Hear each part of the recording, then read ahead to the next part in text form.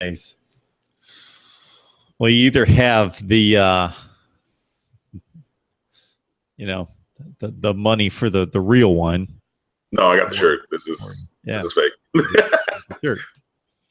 All right, here we go. Mark Rogers, TV talking Miami football. The Canes off the field for 21 days, of course. We didn't forget you, Cam or Miami football. In your absence, everybody else was playing football for the most part across the country. In Miami, now only 2 games in following a 52-30 win over Toledo, and a big coastal showdown with Duke coming up this weekend on a Friday night. Cam Underwood joins us from State of the U to talk Canes. So, before we really dig into the football, Cam, give us a sense of what the campus looks like, the area. It sounds like your situation is good, but you got to just every time you turn around see some remnants of what happened. Yeah, and thanks for having me on. In case you guys have forgotten what I look like or sound like and everything, I'm still here. Still standing, still strong. Got to rep my turnover chain shirt. That I got when they put those up. Not the official Adidas one because I got the first one. I got to get the Adidas one as well, but got to represent. So. Yeah, getting serious. There are still indicators that, Hurricane Irma was here. I was telling Mark before we started recording that outside of my apartment over here, there's a big tree right by my bedroom window. And instead of coming into my house, it went to the next building over. And they ended up having to chop that tree down and, chop it up and things. So there's a large area of, just remnants of the tree that are there. There's other trees that are down on my local street and other places around. You can go around South Florida. And as we're going towards bulk pickup, any neighborhood you go through, you still see branches and trees and, sectioned up, just foliage and things like that are still there. And there's been some damage to some places. But, yeah, I mean, it's still, you can go around and see that and also see, that the undergrowth of all the trees is gone now. So, as you drive around, you might have had kind of an obscured view because of the tree canopies, but some places you just have these wide open views in the middle of suburbia where, otherwise you wouldn't have it. Previously, it's just like, oh, I can see across this street that I wouldn't normally be able to see across. So, there are some of those things, but for the most part, everybody made it out okay. All of everything that I know, everyone who I'm associated with, their homes are fine. My home is fine. My mother's house is fine, and things like that. What's funny, though, as we talk about this, the city of Coral Gables, in which resides the University of Miami, sued Florida Power and Light, saying that they breached their contract and responsibilities by taking so long to restore power. And Florida Power and Light then clapped back with a statement from their legal counsel who said, well, we've tried to communicate with you. And Coral Gables, if you've seen pictures, has this very lush tree canopy going down these streets. So the trees are just like all over. They're right next to the roads and they grow. There's a canopy. It looks like something out of Pleasantville or American Beauty, where you drive down the street, you can't see up to the sky because the trees grow over. And FPL said that they've told the city of Coral Gables many times that would infringe upon their ability to restore power in the case of a catastrophic hurricane. And even though Hurricane Irma did not hit us directly in a catastrophic kind of way, the damage in the city of Coral Gables was still such that it took a while for them to get all their power back. So that was just kind of an interesting little tidbit going on. But yeah, I think everybody is good. Everybody, is looking to move forward. And that's what the football team did last week against Toledo. So I think that we'll dive into that in just a second. I'm sorry, Cam. We'll cut it right there. Landry, can you answer this, please? Okay, sorry about that. No worries. I was getting a phone call and I need somebody to take it, not necessarily me. Okay. All right. Cam Underwood joining us from State of the U to talk Miami football. The Canes with a 52-30 win over Toledo after taking 3 weeks off because of Hurricane Irma. So we talked about the important stuff, meaning lives and to a lesser degree property. But Cam, obviously there's a football portion of this where you go from January to the first week of September anticipating what this team is capable of doing. The players, the coaches gearing up. They're very much creatures of habit, needing to stay on schedule, and suddenly their life is in upheaval. So again, putting the important stuff to the side that we addressed, there's football to stay track in line with in regards to staying in shape, being sharp for the game, and all those things. And you've got kids that have to fly back home and are dispersed all over the place. How did Mark Richt and his staff keep some semblance of team unity and togetherness, in addition to, I'm sure, the administration and the athletic department trying to take care of the needs of the athletes themselves, but once they knew that was secure, trying to keep them in football shape? Yeah, and that was the challenge. Obviously, just like I was concerned about my personal safety and the property and those things. So too were the players, because a lot of them are from Florida. So you're talking about Mark Walton, who went to Booker T. Washington in the city of Miami, and has a daughter, and you have a massive hurricane coming this way. Like, you're not going to be thinking about football, and rightfully so. So when the team finally did come back and reconvene, there was some rust, and I think you saw that at the beginning of the Toledo game. The team, went to Orlando. They did evacuate some people. The basketball team, evacuated to Atlanta. Some people went to Orlando from the football team, but then they had everybody go there just while, again, Coral Gables was without power and, still things like that, infrastructure-wise on campus, were not in 100% working order. That's where Miami practiced last week, was at the ESPN World of Sports in Orlando. So, just getting back into the swing of things, and you just saw it took a little while. And in the game, that was borne out because, like you're talking about, everybody was not in 100% tip-top shape.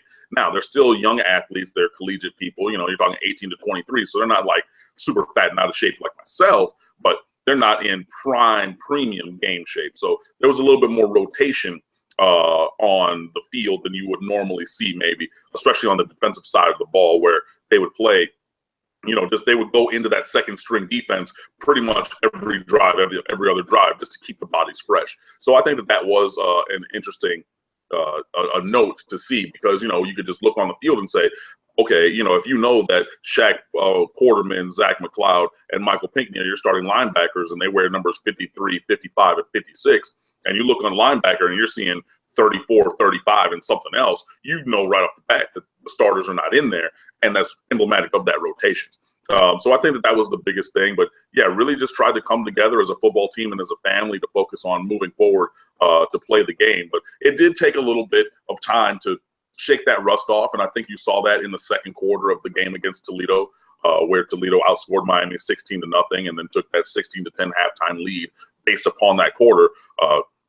Things started really well for Miami, but then, a little rusty, a little holding penalty here, things a little out of sync there, maybe timing not being right on a couple of pass patterns and things like that. So it was kind of, if you make a copy of a copy of a copy, it gets blurry around the edges, the text and the paper things. I think that was a lot of basically what we saw, but hopefully, now getting back into that routine, which is changed again because we have a Friday night game, like at the high school game, not a college game this week. But, getting back into a similar kind of routine, hopefully will give a foundation for this team to be able to have the positive elements of their performance and continue those moving forward.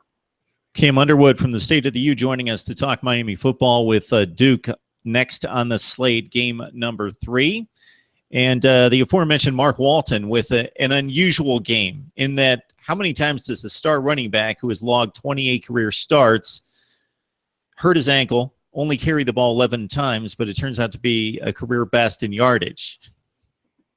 Yeah, that was very few times you'll see something like that. But Mark Walton had the Lions' share of the yardage in the first half. I think outside of his yards in the first half, which was well over 100 in the first half of the game, that Miami only had about 50 or 60 yards of total offense on maybe 5 or 6 possessions. So the first possession of the game, he breaks loose for a 44-yard touchdown. Second possession of the game, he breaks loose for an 82-yard run that did not go for a touchdown. He was caught on the 3, and we had settled for a field goal after that. And then, he tweaked his ankle a little bit later, went out of the game and everything, and the offense pretty much fell apart, and all that rust that I was previously talking about showed itself to the surface, man. So yeah, it was a good game for him. You know, Toledo's run defense is not very good, you know, when compared to a Miami caliber offense. And Matt Porter from the Palm Beach Post, somebody asked him in a question and answer the day before the game, said, you know, how, like, over or under 5.5, you know, for Mark Walton's yards per carry. And Matt Porter, you know, a beat writer, you know, veteran journalist, he was like, I don't see them holding Miami under 7.5 or 8 yards a carry for the game. And Mark Walton had 11 carries for 204 yards. So you're talking 12.5 a pop.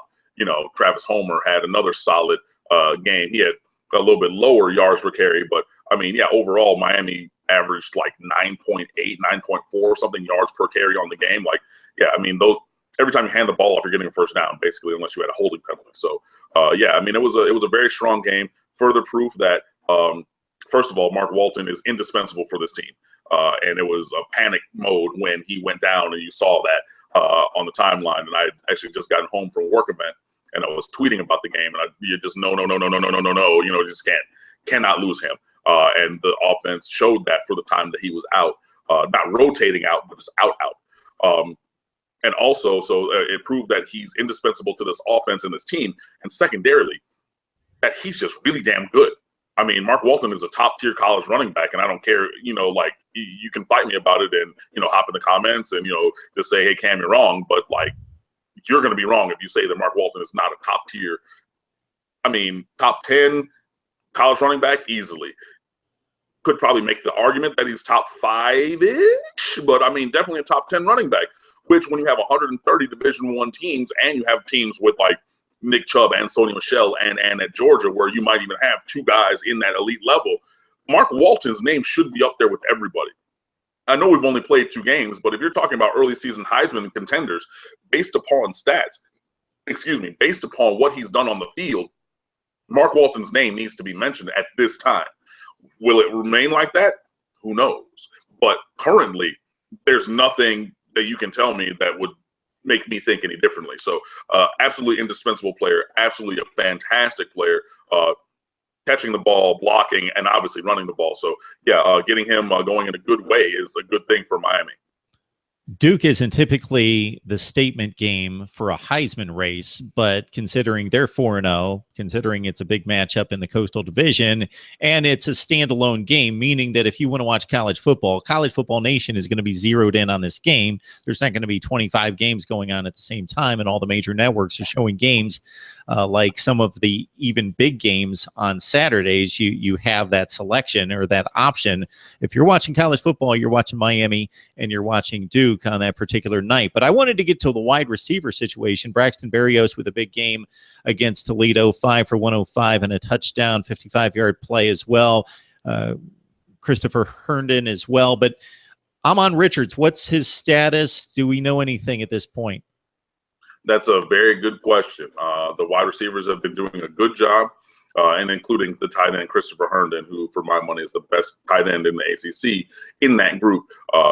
You know, it is a good thing because he catches passes, he blocks, he comes out of the backfield, comes in line, tight end. He does a lot of different things. So really, really well, really, really good player. But obviously the headliner, the star at that position is number 82, Ahmmon Richards, who had a hamstring injury, missed both games so far this season.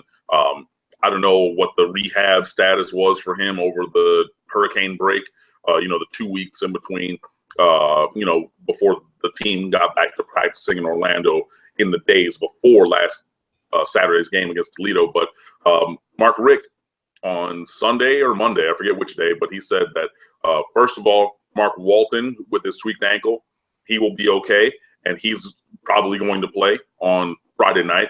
Also, too, Ahmmon Richards should play on Friday night, as per Mark Richt in the earlier this week media availability.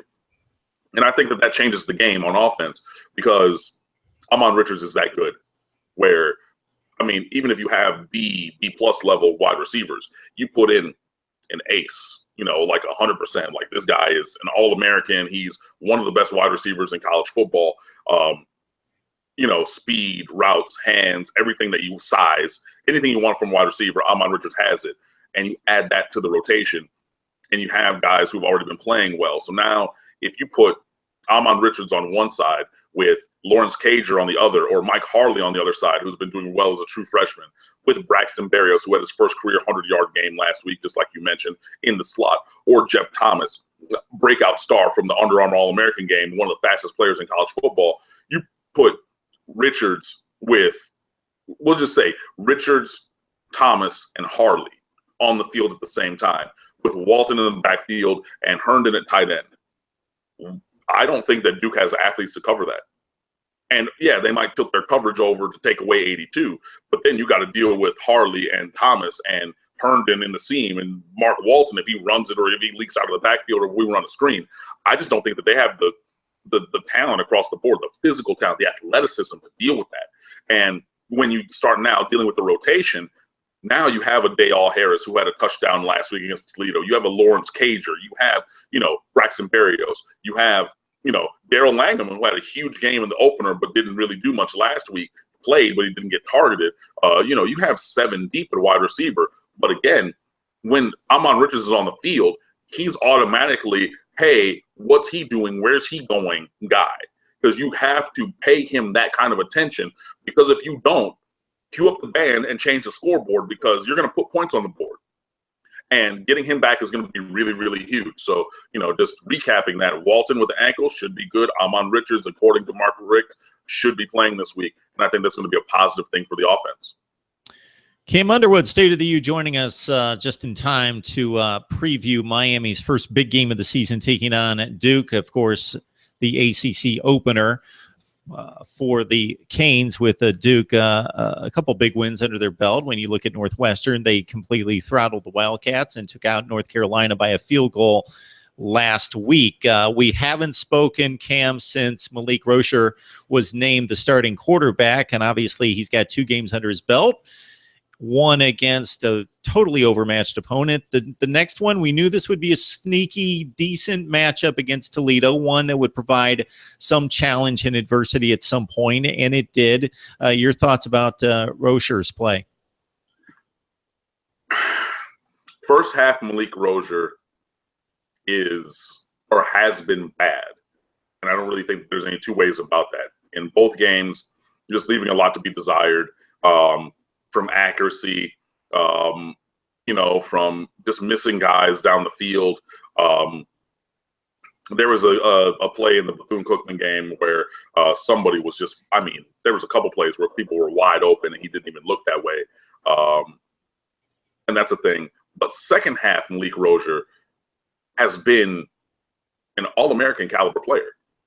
And it's crazy because in the first half, when we spoke over the summer, Mark Richt spoke about Malik Rocher trying to make a big play and going outside of the framework of the offense. So if something broke down, now I'm going to scramble, I'm going to do whatever.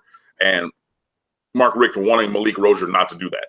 And you can see on the field, Rocher wanting to be the old version of himself, where he would do those kind of things. And you see him just go, oh, wait, no, can't do that.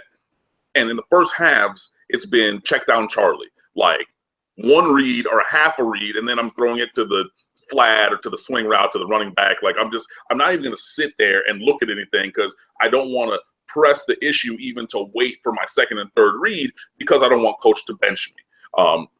So he'll just, look, check down, which is very frustrating, especially when you're finally calling decent plays to get guys open. And in the second half, he's just a completely different player.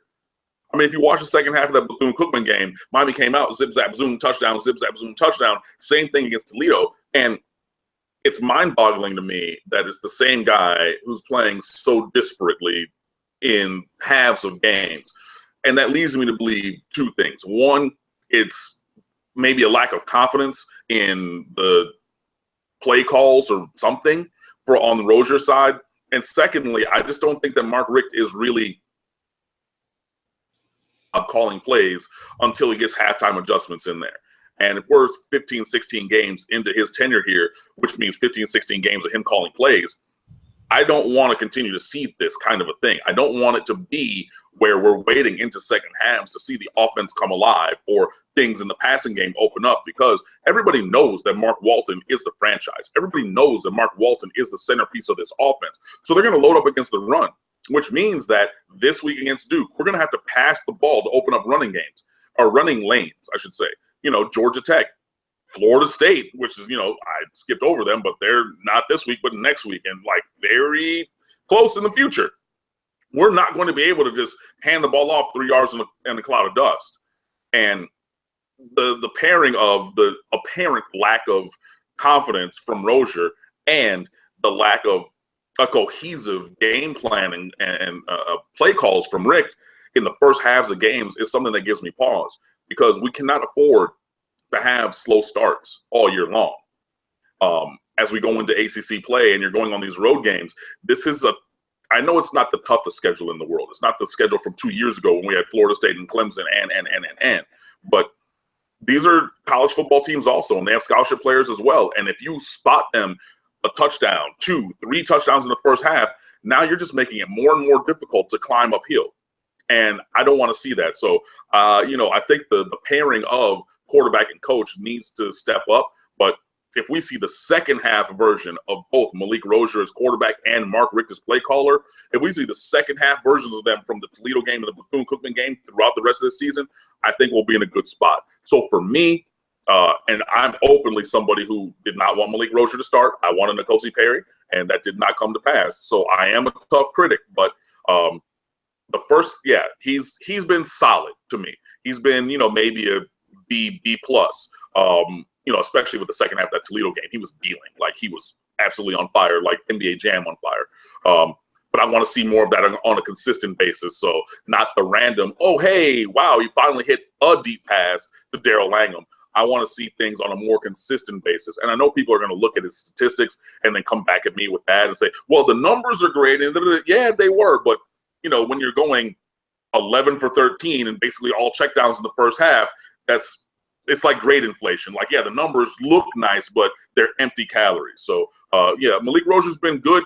I want to see that continue. And the second half Rozier, that's the one that I want to see every time out. It's 2-0 Miami at 4-0 Duke, and College Football Nation, this is your game on Friday night. You got to watch the Canes and the Blue Devils go at it, and Duke with a couple impressive wins under their belts. And Cam, I don't know how much you've had a chance to prep Duke, but as I mentioned, 4-0, I did see the game against Northwestern. It was the best matchup on paper, one particular Saturday at noon. So that was my go-to game to start, and it didn't stay my go-to game for very long because Duke knocked them off the field. It was impressive against the Northwestern team that was supposed to be somewhat of a factor in the Big Ten.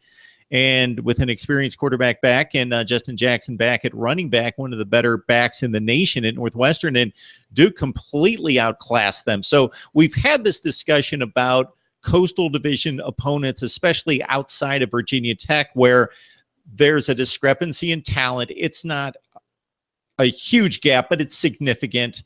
And it's going to be there on Friday night. But Duke they're maximizing their talent, and they've got this kid in Daniel Jones at quarterback who has thrown 9 interceptions, but he makes plays both passing and running, and they're pretty dangerous. Yeah,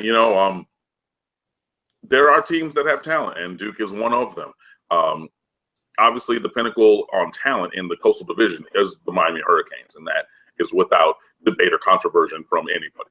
But yeah, Duke has played 4 games and they've won all of them, and they're playing very sound offense. Daniel Jones, their redshirt sophomore quarterback, seems to have been taking a step forward, working with David Cutcliffe, their head coach and QB guru, who, has groomed many a good QB in his time. And then the defense is just really locking down opponents that they should lock down. And I already, put it up there on the website in, I think it was Monday's news and notes piece at 6 a.m. But the Duke Blue Devils are the number 1 team in the nation in third down defense right now. And on the opposite side of that, and that's through 4 games, I think they're allowing like 12% conversions on opponents' third downs. through 4 games, which is phenomenal, especially when you consider the average is 35, 40%, or maybe even higher. Whereas Miami, actually, it's probably lower than that, because Miami is 128th out of 130 in opponents' third down conversions, giving up over 50% at the current juncture.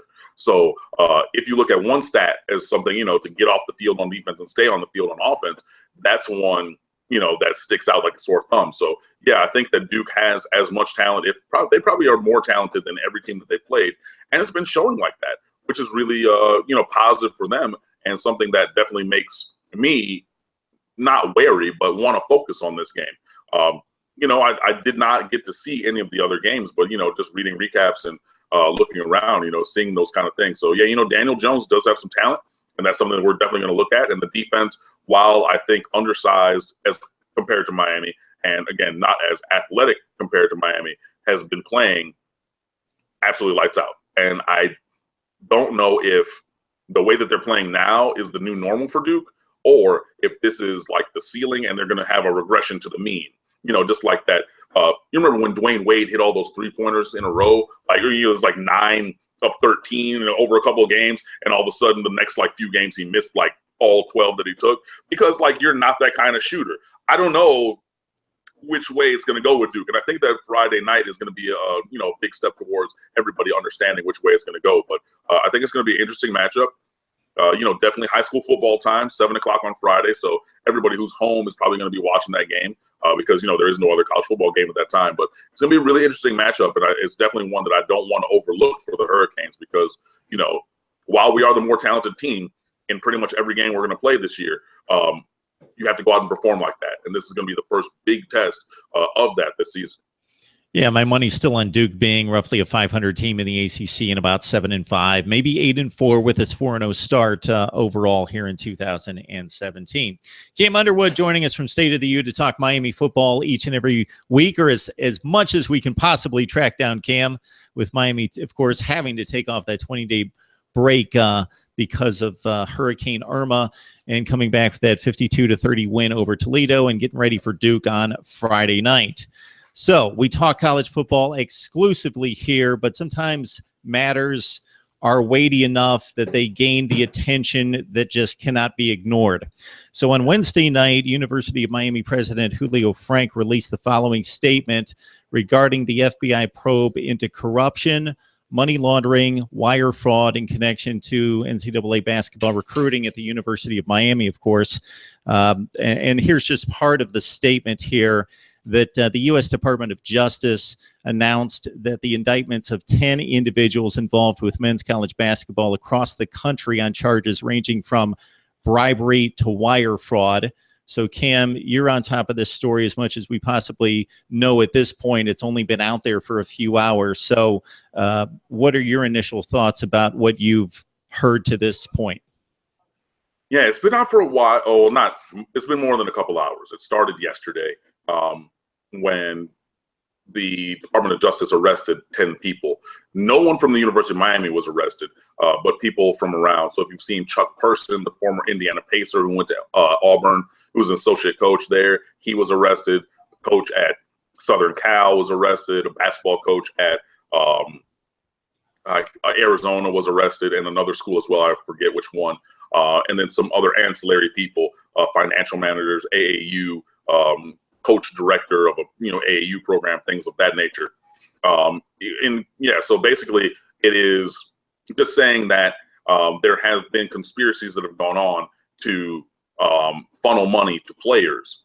So basically the outline, and I put up an explainer on State of the U regarding Miami's interaction with this, but this basically goes for all the schools, but taking a Miami-centric focus because Miami is in there kind of. Before that, yeah. So Miami is University 7 in the released complaint from the Department of Justice. And it says that it's a private research institute in the state of Florida with an enrollment that mirrors what Miami has, faculty size that mirrors what Miami has, and also has Division I sports, which in the state of Florida, a private school of that size with Division I sports would be the University of Miami. Like, it's been pretty much confirmed. So there's that. So basically what would happen is coaches from schools would tell shoe companies, the one that's been indicted so far is Adidas. So the coach would tell an Adidas executive, hey, I want this player to come to my school. So what you need to do is give him $100,000, $150,000, whatever it is, to entice him to come to my school. And the understanding would be that Adidas or the shoe company would communicate with a financial manager and an agent. And it would be through those people that they would funnel money to the AAU coaches, and the AAU coaches would then give it to the players. And that's where the money laundering goes in, because it would not be directly to the players. Now, the backside, and the players would then commit to the school of the coach who said, hey, I want to start this chain. On the back end, the coach would then take bribes from the financial managers and the agents and the shoe company to make sure that the player who they recruited and gave this money to, when they go pro, signs with the shoe company and the financial manager and the agent who helped. So it's a cyclical thing where it goes back and forth. I put up a whole explainer going through the Miami interaction of that. Basically, it says that there's an unnamed coach from Miami who started that whole chain talking about a specific player, which we, through connections of the AAU coach who was arrested, we know who that player is. I'm not going to say his name in public like this, but it's written on the website. It's 99% confirmed. It's, been deducted that it's this player. And so, yeah, at the university and this player. Now, the thing about it is Miami, or University 7, was bidding against University 4, which has been confirmed to be Arizona through the arrest of their coach and then other subsequent things, which our SB Nation brothers at Arizona Desert Swarm have been all on top of, because their coach's name is out there and all kinds of things like that. So Miami was bidding against Arizona, or a school represented by a rival shoe company, for this player at the $150,000 price point. So it's going back and forth. Now, this player has not committed anywhere. Miami has 0 commits in the 2018 recruiting class. And the interesting thing is, the player, if you read the piece and his name is in there, is scheduled to take an official visit to Miami this weekend, which got rescheduled because of Hurricane Irma, tying everything back together. Now, it remains to be seen if that player actually makes the visits, if any visits happen pretty much anywhere this week, because the FBI, actually, I just retweeted something at 9:00 p.m. as we're recording this, saying that FBI is going to release more indictments tomorrow about this. So there's just all kinds of things going on. So yeah, President Frank came out and he, just said, it confirmed that the University of Miami is under FBI investigation as, connected to this FBI scandal of whatever, all of the bribing and money laundering, corruption, collusion, and conspiracy, obviously, because when you have multiple people talking about doing a certain thing, that's conspiracy. And for Miami, it would be a conspiracy count because no money exchanged hands from the release report, and the kid hasn't gone anywhere. So, and it seemed to be that Miami was going to lose that bidding battle because basically Adidas, or Company One, in the indictment, or the complaint, I should say, said that they didn't have it in the budget right now to have that conversation. But if the AAU coach was able to get the kid to wait until 2018, meaning January or later, then different things would pop up and there could be a conversation had. So it's interesting. It's just a lot of hearsay. And there's been people who have said, oh, it's this coach or it's that coach. Just like the player, I'm not going to put a name out there because you don't know which coach it is. If there are further indictments and if somebody gets arrested tomorrow on Thursday, September 28th, from the time that we're recording this, and it happens to be somebody associated with the University of Miami basketball program, and it's been confirmed, then I'll put a name out there. And I know people are, they're speculating that it's a specific assistant coach because in an interview with Rivals back when he took an unofficial visit to Miami, the player in question mentioned one of the specific assistant coaches as being a cool guy that he got along with and liked. Coach, who is the one that's in the complaint. It could be another assistant coach. I'm not sure. But since I'm not sure, I'm not going to tarnish anybody's reputation by putting it out there. And I know that that's, probably 3 or 4 minutes of, well, maybe even longer, of kind of a winding road. But, it's definitely not a linear situation. But, yeah, this is a major kind of thing that's going on. And from a personal standpoint, I got very angry yesterday morning when I started getting DMs about it from somebody before like the big news broke, because if you've been following this, the big news was basically about Louisville, which is University 6 from the indictment and everything, which, they fired their athletic director already. They're fired, Rick Pitino. And everybody's talking about Louisville and Arizona and Auburn because, names are out there and people are getting fired and arrested. And somebody's DMing me and saying, you need to read this because University 7 is Miami. And I'm just sitting, at my desk like, it's about to hit the fan and nobody's looking over here, but all of a sudden they're going to be looking my way.